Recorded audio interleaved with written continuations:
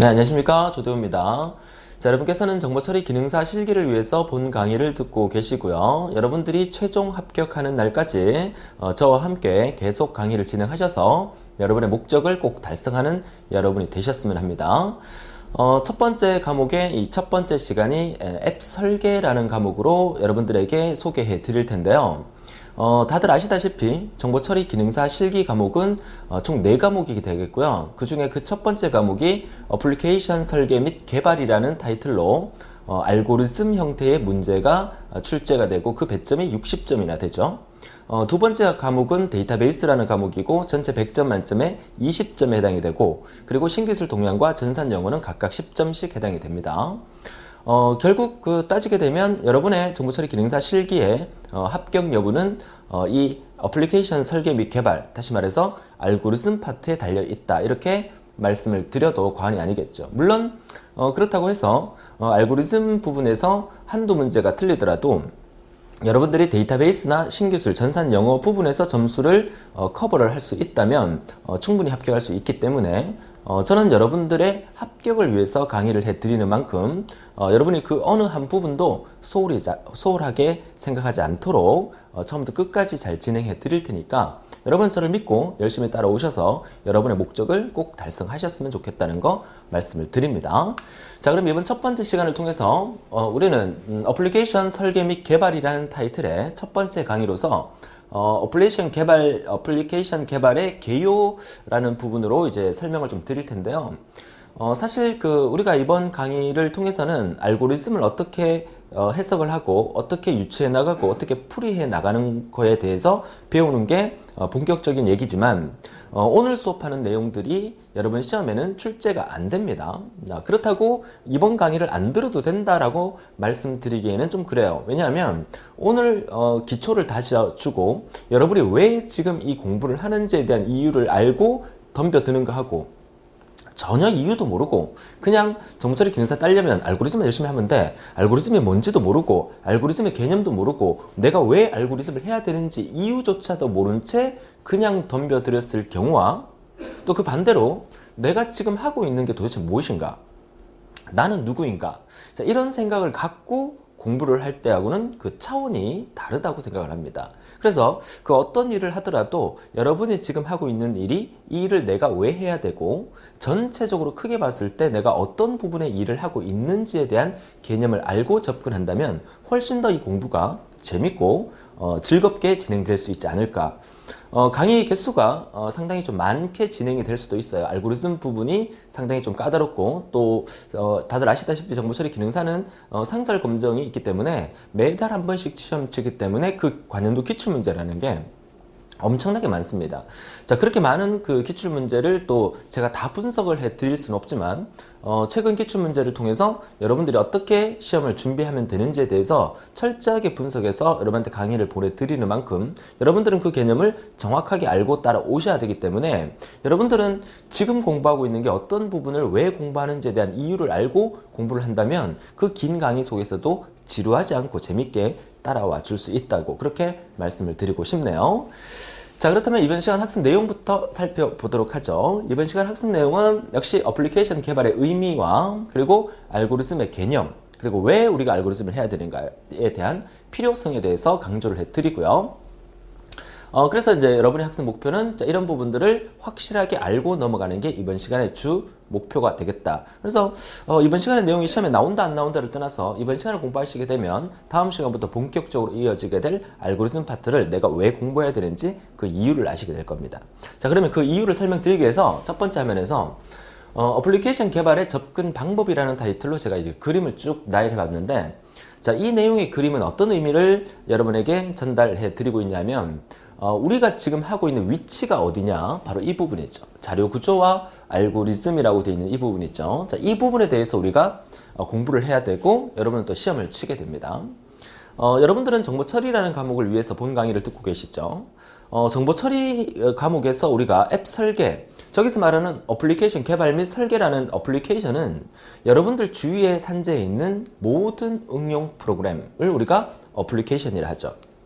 여러분들이 스마트폰을 이용해서 게임을 하십니까? 그리고 여러분 데스크탑 컴퓨터를 이용해서 워드 프로세서나 또 문서 작성이나 또 뭐 엑셀이나 또 뭐 파워포인트나 이런 것들로 여러분들은 항상 주위에서 컴퓨터가 있으면 있는 대로 또 스마트폰이 있으면 있는 대로 항상 어플리케이션을 사용을 하게 되죠. 그죠? 물론 게임을 더 많이 하시겠지만, 자, 이런 어플리케이션을 사용을 하다 보면 여러분들은 왜 이 어플리케이션을 재미있게 사용을 하고 있느냐? 그 이유는 어플리케이션 개발자들이 여러분들이 좋아하게끔 그렇게 재밌게 어플리케이션을 만들었다는 얘기죠. 그렇다는 얘기는 여러분들이 이제 정보 처리에 입문하셔서 필기를 합격하시고 지금 실기를 공부하시면서 여러분들이 직접 어플리케이션을 설계하고 개발하는 그런 일에 대해서 우리가 배우는 거죠. 물론 하드웨어를 이해를 해야 되고 운영체제를 이해해야 되고 그리고 컴파일러를 이해해야 되고, 여러분들은 필기를 합격하셨기 때문에 제 생각에는 이 정도는 다 이해를 했을 거라고 보는데요. 필기를 그냥 막 찍어서 합격하셨다고요? 뭐 그러면 어쩔 수 없지만 여러분들이 필기 공부하실 때 컴퓨터의 어떤 구조나 하드웨어나 소프트웨어 그리고 운영체제에 대해서 뭐 열심히 나름대로 공부를 하셔서 합격을 하셨을 거라고 믿고 말씀을 드립니다. 자, 그렇다면 하드웨어와 운영체제, 컴파일러에 대해서 이해를 했다. 그러면 여러분들이 어플리케이션, 앱을 설계하기 위해서 설계할 수 있는 어떤 도구가 있어야 되겠죠. 그 도구를 나는 C 언어를 쓸 거냐, 어떤 프로그래밍을 쓸 거냐라고 결정을 해놓고 그 프로그래밍에 맞게끔 앱을 만들기 전에 그 기초에 해당되는 어떤 전체적인 흐름을 만들어 줘야 되겠죠. 뭐 건물을 짓는다고 생각하면 설계 도면을 만든다 이렇게 생각하면 되겠는데요. 그렇게 설계 도면을 만드는 과정이 바로 이 자료 구조와 알고리즘이다 이렇게 말씀을 드리고 싶어요. 알고리즘이란 말 자체의 의미는 뭐 사전적 의미는 어떤 일을 처리하기 위한 하나의 절차다 이렇게 얘기를 하거든요. 여러분들이 새로운 어떤 게임이나 새로운 어떤 프로그램을 개발하고 만들려 그러면 최종적으로 어떤 여러분이 자주 쓰는 C 언어나 여러 가지 고급 프로그래밍 언어로 프로그램을 짜야 됩니다. 그 프로그램을 짜서 개발을 완료하기 전에 이런 알고리즘을 통해서 그 전체적인 어떤 설계 도면을 만드는 과정이고, 그 설계 도면을 만드는 과정이 우리가 여러 가지 응용 프로그램은 어떻게 만들어질 거라고 머릿속에 구상하고 그를 플로차트 순서들을 통해서 표현을 하게 되는 거죠. 그렇죠? 그러면 전반적인 프로그램, 어플리케이션 개발의 전체적인 구조에서 우리는 어느 부분, 이 자료 구조와 알고리즘 이 부분을 이번 앱 설계라는 알고리즘이라는 과목을 통해서 여러분들이 공부한다고 생각하시면 돼요. 자, 서론이 좀 길었는데요. 자, 이 개념을 알고 내가 지금 알고리즘을 공부하고는 있지만 내가 왜 이걸 하느냐? 정보처리 기능사 자격증을 따기 위해서 하는 게 아니라 이런 어플리케이션은 설계, 그래서 최종적으로 멋진 디자인과 멋진 패턴으로 여러분이 좋아하는 어떤 게임을 만들기 위해서 하나의 어떤 절차에 대한 과정에 대해서 우리가 공부를 한다. 이렇게 생각하시면 이 공부가 훨씬 더 재밌게 진행될 거라고 보여집니다. 자, 그렇다면 인간과 기계의 인터페이스라는 그림으로 제가 그려놨죠. 자, 그러니까 결국 여러분이 하는 일은 우리 인간이 이 기계를 원활하게 동작시켜서 내가 원하는 게임이나 내가 원하는 프로그램을 만들기 위해서는 뭐가 필요하다? 알고리즘이라는 일련의 절차가 필요하다. 결국 이 알고리즘이라는 것은 인간과 기계와의 대화를 앞으로 어떻게 풀어나갈 건지에 대해서 그 틀을 만들어주는, 그 절차를 만들어주는 과정이다. 이렇게 이해를 하시면 되겠다는 얘기입니다. 자, 그래서 우리가 본격적으로 진행되는 부분은 어떤 분이, 여러분 주위의 어떤 친구가, 그러니까 여러분은 그 정보처리 기능사를 이제 취득할 거니까, 여러분들은 이제 컴퓨터의 전문가가 되시는 거예요. 자부심을 가지세요.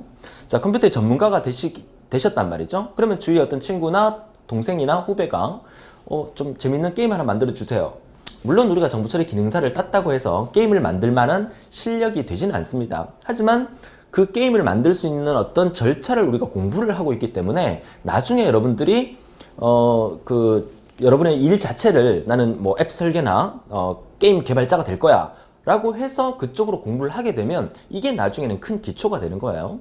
물론 여러분들이 정보처리 기능사를 따고 뭐 주위의 친구가 그렇게 의뢰를 들어왔다. 누군가가 내게 어떤 프로그램을 만들어 달라고, 어플리케이션을 만들어 달라고 의뢰가 들어왔을 경우에는 그 사람이 원하는 게 무엇인지에 대한 요구 조건을 들어봐야 되겠죠. 그래서 그 절차가 이렇게 되는 거죠. 그 사람의 요구 조건을 듣고 문제 분석을 하는 거죠.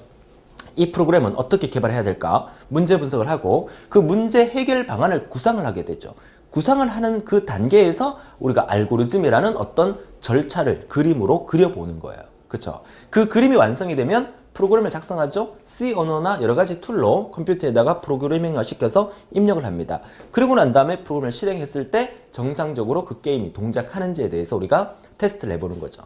자, 이해할 수 있겠습니까? 자, 그러면 우리가 공부하는 위치가 어디다? 바로 이 문제 해결 방안에 대한 구상이다. 물론 우리 정보처리 기능사 시험 자체가 과거 2005년도 이전으로 돌아가면 그 2005년 이전에서는 정보처리 기능사 실기시험에서 프로그램을 실행하는 이 단계에 대해서 문제가 출제가 됐었어요. 직접 컴퓨터 앞에 앉아서 당시에는 그 비주얼 베이직이라는 프로그램을 주로 많이 쓰긴 했었는데 그 프로그래밍으로 직접 코딩을 해서 컴퓨터에 입력해서 실행 결과가 나오는지를 테스트하는 그런 시험이 과거 2005년도 이전에는 시행이 됐었어요. 2005년도 이후부터는 지금처럼 이 문제 해결 방안 구성하는 부분이 사실 기능사나 또는 뭐 그 정보처리 기사나 산업기사 전반적인 부분으로 더 인재가 필요하다 해서 시험 제도를 이렇게 변경을 하긴 했지만 과거에는 이렇게 프로그램을 작성하고 실행하는 단계에서도 시험을 쳤다는 거죠. 그러면 우리가 지금 시험을 치려고 하는 이 부분은 문제 해결 구상에 대한 알고리즘을 작성하는 부분이죠. 그 부분을 좀 더 디테일하게 표현하게 되면 알고리즘을 설계하고 알고리즘을 표현하고 순서들을 작성해서 정확하게 그 순서가 동작하는지에 대한 검증을 해야 되고 그리고 그 효율성이 정확하게 전달되는지에 대한 효율성 분석까지 이루어지는 이런 단계를 우리가 지금 이 시간 이후부터 공부를 해 나가야 된다. 자, 이렇게 개념을 잡으시면 될 것 같아요. 자, 그래서 우리가 지금 하고 있는 게 뭐냐? 제가 Who am I?라는 말을 제가 되게 좋아합니다. Who am I? 나는 누구인가? 나는 누구인가? 여러분도 여러분 스스로에게 한번 물어보세요. 나는 누구인가? 자, 이 말을 제가 수업 첫 번째 시간에 여러분한테 하는 이유는 여러분은 지금 왜 지금 이 자리에 앉아서 제 강의를 듣고 계시냐 말이죠. 정보처리 기능사를 따기 위해서 이렇게 말하면 저 싫어합니다. 여러분들은 오늘날 정보화 시대에서 오늘날 빅데이터 시대에서 살아가기 위한 정보를 분석하고 해결할 수 있는 능력을 키우기 위해서 이 강의를 듣는다라고 생각하시면 이 강의를 좀 더 재밌게 들을 수 있다는 거죠. 그래서 제발 부탁인데 수업이 끝날 때까지 알고리즘 이것만 하지 말라는 얘기예요. 그거는 뭘 하는 얘기냐? 여러분들은 여기 보이십니까 이거? 이게 뭘로 보이십니까? 모르겠죠? 여러분들은 알고리즘만 쳐다보고 있단 말이에요. 알고리즘이 뭔지도 모르면서 여러분들이 공부하고 있는 이 부분은 얘가 뭐냐면 코끼리입니다. 코끼리의 발이었죠. 여러분들은 정보 처리라는 전체를 보셔야 된다는 거죠. 컴퓨터라는 전체를 보셔야 돼요. 컴퓨터라는 전체에서 그 컴퓨터가 정상적으로 잘 동작하기 위해서는 코끼리의 발도 있어야 되고 코끼리의 코도 있어야 되고 이 코끼리가 정상적으로 잘 동작하기 위해서는 코끼리의 각 부분에 제 기능을 다 해야 된다는 거죠. 여러분들은 알고리즘을 열심히 공부를 하고 있지만 알고리즘, 데이터베이스 그리고 전반적인 컴퓨터에 대한 어떤 개념 이런 것들을 다 이해를 했을 때 전체적인 코끼리 모양을 항상 머릿속에 떠올리고 정보 처리를 떠올리고 알고리즘을 들여다 보셔야 훨씬 더 재미있게 진행할 수 있고 그 내용을 좀 더 쉽게 접할 수 있다. 이 얘기를 드리고 싶은 거예요. Who am I? 나는 누구인가? 나는 현재 무엇을 하고 있는가? 이 생각을 갖고 수업에 임해달라는 거 이번 첫 시간에 말씀을 드리고 싶네요. 자, 그러면 본격적으로 이제 서두는 여기까지 하도록 하고요. 본격적으로 이제 우리 수업을 한번 진행해 보도록 하죠. 자, 이번 첫 시간에 여러분과 함께 개념을 잡을 부분은 바로 이 변수라는 부분이에요. 변수. 영어로 하면 variable이라고 얘기합니다. 자, 이쪽 뒤쪽 표는 이따 보시고요. 자, 이 앞쪽을 보세요. 자, 우리는 컴퓨터를 공부하고 있는 거예요. 정보처리 기능사 실기를 공부하고 있는 게 아니라 우리는 지금 컴퓨터랑 대화를 하고 있는 거예요.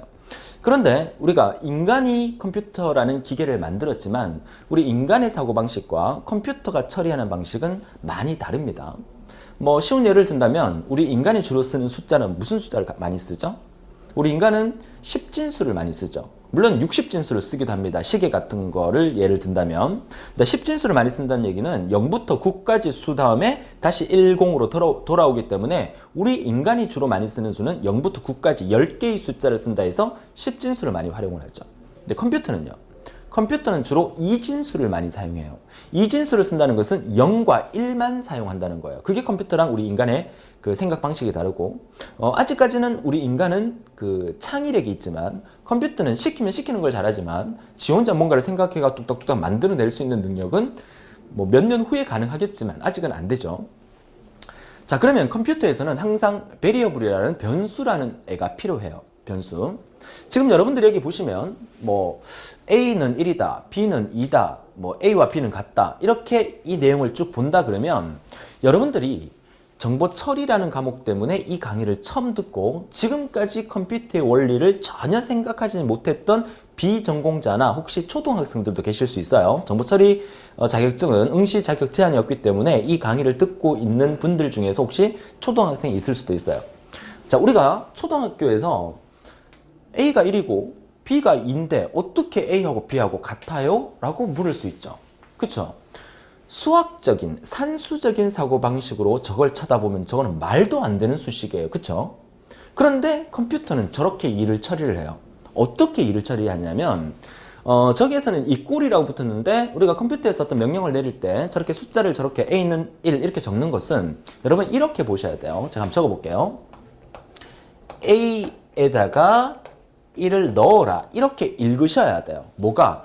A는 1이라는 말을 A하고 1하고 같다라고 읽으면 안 되고 A에다가 1을 넣겠다 이렇게 읽으셔야 돼요. 그 다음에 B에다가 2를 넣겠다 이렇게 읽으시고요. 그 다음에 세 번째 A에다가 B를 넣겠다 이렇게 읽으셔야 돼요.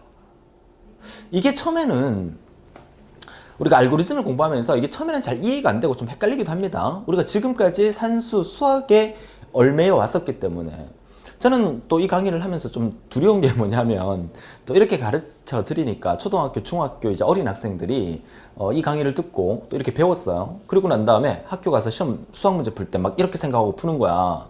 큰일 납니다. 지금 우리가 컴퓨터를 공부할 때, 알고리즘을 공부할 때만 이렇게 생각해 달라는 거예요.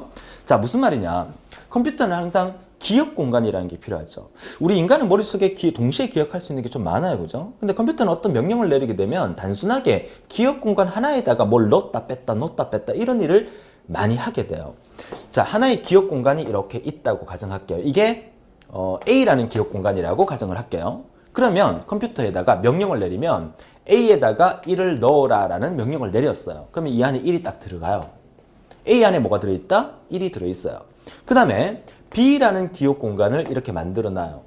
B라는 기억 공간을 만들어 놓고 B에다가 2를 넣으라는 명령을 내렸어요. 그러면 B에 2가 이렇게 들어가겠죠. 됐습니까? 그리고 난 다음에 A에다가 B를 넣어라 이렇게 돼요. 자, 이렇게 되면 어떤 일이 벌어지냐면 A에다가 B를 넣어라. B에 뭐 있습니까? B에 2가 있죠. B에 2가 있는데 이 A에다가 B에 있는 이 값을 넣어라 이 얘기죠. 그러면 A에 원래 들어있던 값은 사라지고 새로운 2라는 값이 A에 이렇게 들어가게 돼요. 사라지게 됩니다. 기억 장소를 이렇게 덮어서 저장해 버리는 거죠. 오버라이트 시켜 버리는 거죠. 자, 그러면 결국 A에 뭐가 남았습니까? 2가 남았죠. 그리고 난 다음에 프린트 해라. 프린트 해라. 뭘 프린트 하느냐? A를 프린트 해라 라는 명령을 내리니까 답이 뭐가 나와? 2가 프린트가 되는 거야. 이렇게 명령을 내리니까 최종적으로 2라는 값이 프린트가 되는 거예요. 컴퓨터는 이렇게 일을 처리합니다. 우리가 수학적으로 생각했을 때 보세요. A가 1이고 B가 2고 A하고 B는 같다. 말이 안 되죠. 오류가 날 겁니다. 그리고 프린트 A 하라 그랬다. 그러면 A가 1이었으니까 1이 프린트가 된다. 이렇게 생각할 수 있다는 거야.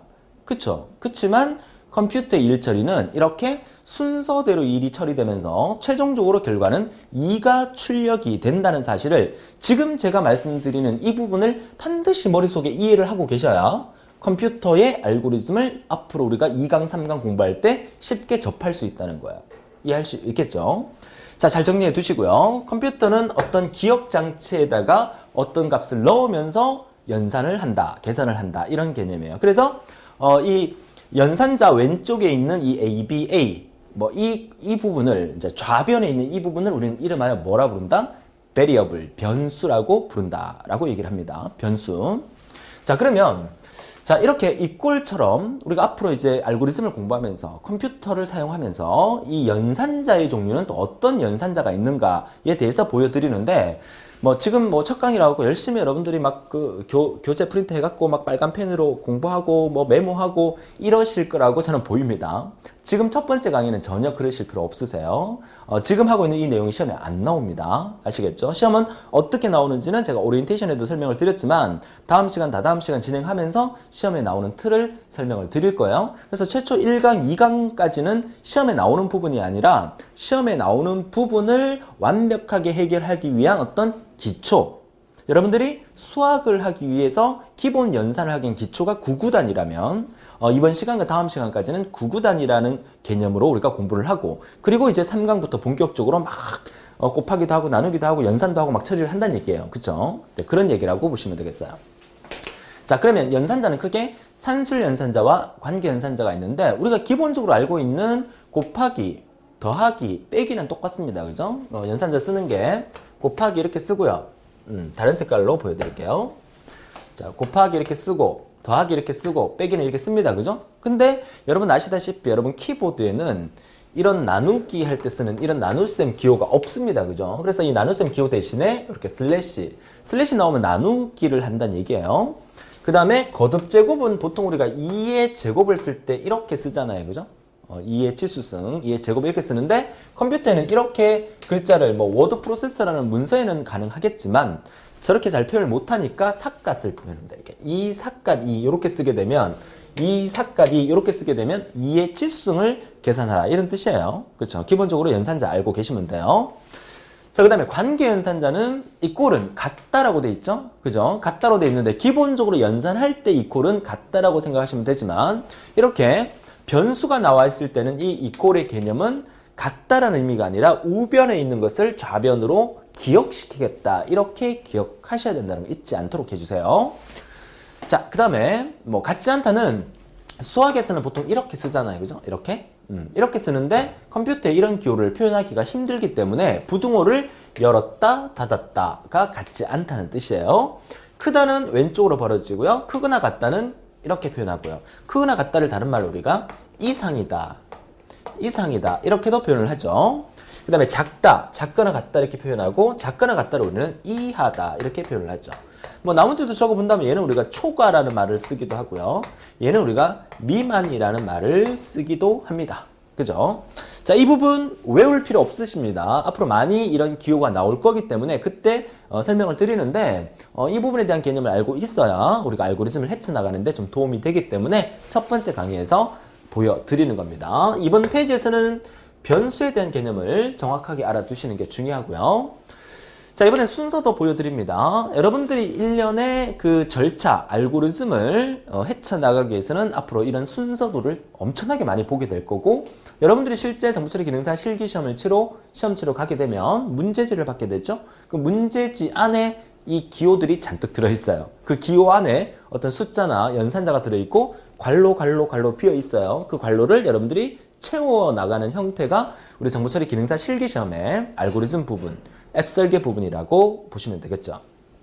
어떤 기호인지는 앞으로 계속 보게 될 거니까 이런 기호들을 앞으로 많이 보게 될 거라고 제가 보여드리는 거예요. 다음 페이지 바로 보죠. 자, 그러면 우리가 기본적인 어떤 알고리즘을 우리가 표현하기 전에, 시험에 나오는 것을 접해보기 전에 재밌게 여러분 생각하라고 이 그 일상생활, 우리가 일상생활도 우리 알고리즘이에요. 그렇죠? 우리가 살아가는 모든 생활도 알고리즘이라고 생각하면 되기 때문에 우리 일상생활 알고리즘 모양이에요. 갈로 안에 답을 넣으라 그러면 여러분 답을 뭐라고 넣겠습니까? 일어났어요? 막 세수하죠. 또 화장도 예쁘게 합니다. 대학생 같은 경우에. 그리고 이제 뭐 보니까 뭐 소개팅 나간 것 같아요. 그죠? 네모, 그러니까 그 마름모에서 상대가 누구냐에 따라서 뭐 상대가 마음에 드느냐, 마음에 들지 않느냐, 자, 이렇게 판단을 할게요. 소개팅을 나갔는데 상대가 마음에 드느냐, 마음에 듭니다. 그럼 어떻게 합니까? 밥을 또 먹고 뭐도 하고 그리고 집에 가면 되죠. 상대가 마음에 안 듭니다. 아, 좀 바쁜 일이 있어서요 하면서 이 과정을 생략하고 이렇게 와주면 돼요. 이게 일상생활의 하나의 어떤 절차가 되는 거예요. 앞으로 여러분들이 다음 시간부터 계속 이어지게 될 알고리즘을 공부하면서 이런 절차들을 많이 보게 돼요. 뭐 예를 들어서 이 자리에다가 A하고 B하고 같으냐?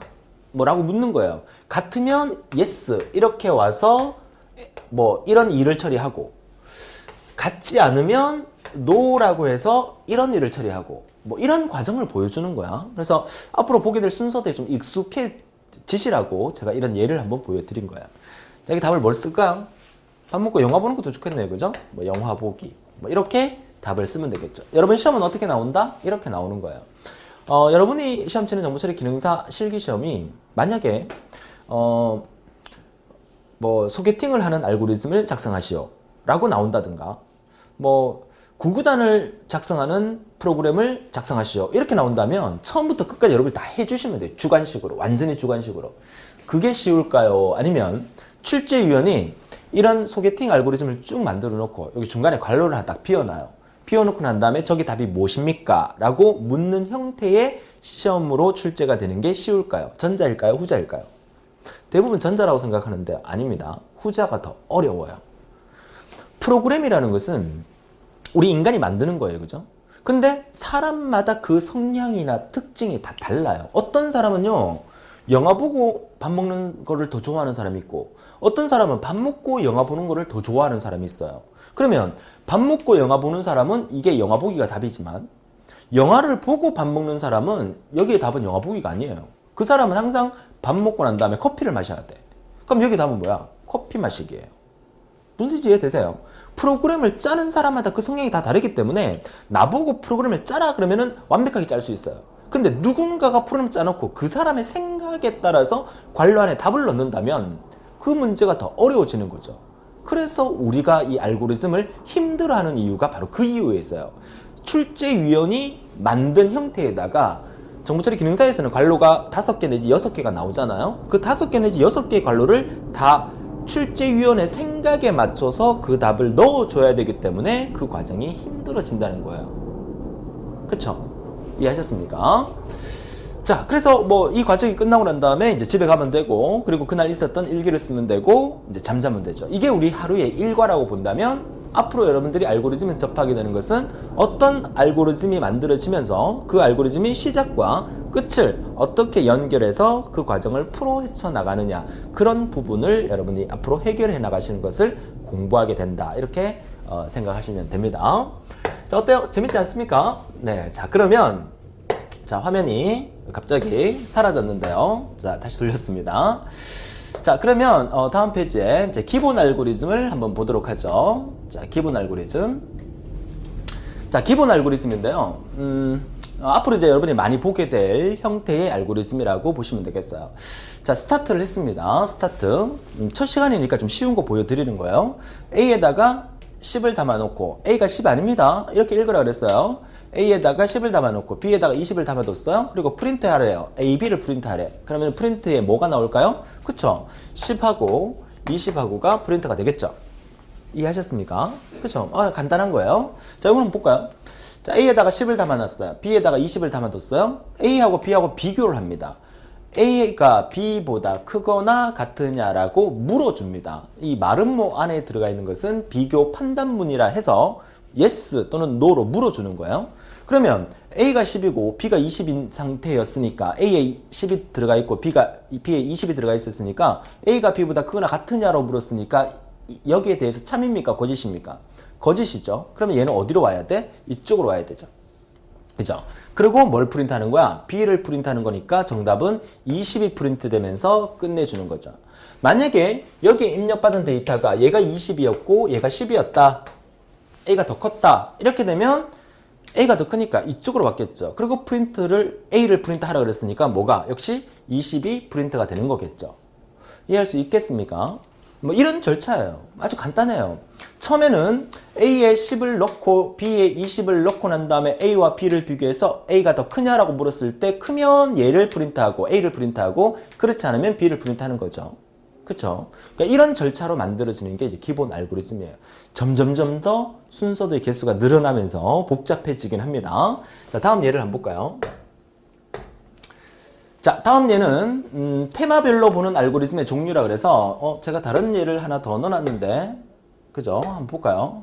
기본 알고리즘에 요 2개만 제가 넣어놨네요. 그죠? 2개만. 자, 요 2개 외에 나머지 이제 알고리즘의 개수가 점점점 늘어나는 부분은 제가 다음 시간에 소개해 드리도록 하고요. 이제 다음 시간부터는 이제 본격적으로 여러분 시험에 나오는 것을 다루는 시간이다. 이렇게 보시면 돼요. 지금 오늘 첫 시간은 재미있게 즐기세요. 아시겠죠? 자, 그러면 이제 넘어가서 앞으로 우리가 보게 될 알고리즘의 종류를 크게 이제 테마별로 제가 구분을 해봤어요. 자, 테마별로 구분하게 되면 수열에 관련된 알고리즘이 여러분 시험에 출제가 될 수가 있고요. 그 다음에 수학 관련된 거, 뭐 수학 관련됐다 그래서 뭐 완전히 뭐 미분 적분 관련된 게 나온다, 뭐 이 정도는 아니니까 걱정 안 하셔도 돼요. 뭐 기본적으로 초등학교하고 중학교 한 1, 2학년 수준 정도의 수학적인 부분이 알고리즘에 나오고요. 중학교 1, 2학년 수준의 수학을 잘 모르신다 하더라도 여러분들 수업을 할 때 뭐 예를 들어 소인수 분해라든지 뭐 소수 구하기라든지 이런 부분이 수학적으로 알고리즘으로 나오면 제가 그게 어떤 의미인지를 자세히 설명을 드릴 거예요. 그렇죠? 초등학교 한 4학년, 3학년 수준으로 제가 쉽게 설명을 드릴 거라는 거죠. 걱정하지 마세요. 설명을 드리고 그 문제를 해결할 수 있는 방법을 설명을 드리도록 하겠습니다. 그 다음에 진법 관련된 문제, 배열, 정렬, 또 기타 실무 응용 관련된 부분에 대해서 뭐 어느 분야에서 문제가 나올지는 모르겠지만 어느 한 분야에서 문제가 나올 거예요. 그래서 앞으로 제가 공부할 때 이 부분은 수학 관련된 분야고요. 이 부분은 수열 관련된 분야입니다. 이런 얘기를 많이 해드릴 거예요. 그러면 나름대로 그렇게 테마별로 정리해 두시면 공부하시는데 상당히 도움이 되실 겁니다. 자, 이렇게 앞으로 공부하게 될 거고요. 자, 그러면 이제 이번 시간 내용을 정리를 좀 하게 되면, 자, 이번 시간 첫 번째 시간인데 불청객들이 상당히 많아요. 그죠? 바깥에서 막 비행기가 막 날아다니고 자, 이런 부분이 있는데 최근에 그 전투기에 대한 그 얘기가 많이 나오고 있어요. 그러다 보니까 뭐 소리가 들어가는데 우리는 그 어떤 경우라도 집중해서 열심히 따라오시는 여러분들이 되셔야 되겠죠. 그래서 반드시 상설 검정이 있기 때문에 매달 한 번씩 시험이 있잖아요. 그죠? 뭐 이번 달에 떨어지면 뭐 다음 달에 치면 되지 뭐 이렇게 마음을 가져서는 절대로 안 됩니다. 반드시 이번 시험에 나는 합격을 할 거야 라는 목표를 가지고 도전을 하셔야, 그래야 다시는 제 얼굴을 안 보게 되잖아요. 그죠? 딱 한 번만 전체 강의를 듣고 더 이상 합격을 했기 때문에 더 이상 제 얼굴을 안 볼 수 있는 그런 여러분이 되셔야 합니다. 자, 이번 시간 내용 어플리케이션 개발에 대한 절차를 정리를 하셔야 되고요. 자, 변수에 대한 개념, 그리고 알고리즘이 앞으로 어떻게 진행될 건지에 대한 알고리즘에 대한 개념 알아두셔야 되고, 순서들을 통한 진행 방법, 그리고 앞으로 공부할 테마별 알고리즘은 어떤 테마로 구성되어 있는지 정도만 정리해 두신다면 뭐 충분히 이번 시간은 큰 무리 없이 소화를 하셨다라고 볼 수가 있겠습니다. 자, 그러면 다음 시간 예고해 드리겠습니다. 자, 다음 시간에는 앱 개발 알고리즘 두 번째 강의로서 변수에 대한 개념을 구체적으로 한 번 더 설명을 드리고요. 배열, 그리고 가장 간단한 어떤 함수 한 2개, 3개 정도를 소개해 드리도록 하겠습니다. 그러니까 2강까지 개념 알고 나면 앞으로 3강부터는 시험에 나오는 거 위주로 본격적으로 알고리즘을 풀어 헤쳐나가도록 할 테니까요. 믿고 열심히 따라와 주셔서 여러분의 목표를 꼭 달성해 주셨으면 좋겠습니다. 오늘도 너무 고생 많으셨고요. 다음 시간에 더 즐거운 모습으로 뵙겠습니다. 수고하셨습니다.